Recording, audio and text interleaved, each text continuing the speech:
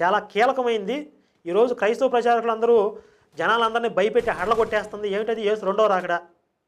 ఆ యేసు రెండవ రాకడ ఫెయిల్ అయ్యింది అని చెప్పి బైబిల్ ప్రకారంగా నేను రుజువు చేస్తాను. దీనికి విఫలమైన యేసు రెండవ రాకడ అని చెప్పి ఈ పుస్తకంలో ఒక టాపిక్ పెట్టా. ఆ అంశం మీద మాట్లాడదాం.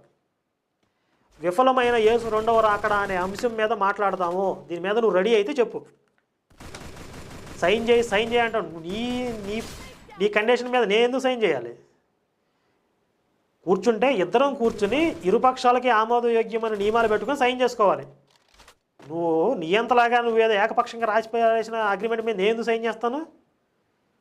కనీసం నీకు జనరల్ నాలెడ్జ్ లేకపోయింది, మినిమం కామన్ సెన్స్ అని లేదా అనే విషయం జనాలకు అర్థమవుతుంది. కొంచెం బుర్రబెట్టి ఆలోచించి మాట్లాడడం నేర్చుకో.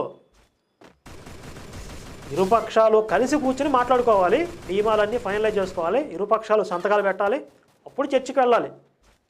ఓపిరితో ధర్మాచార్య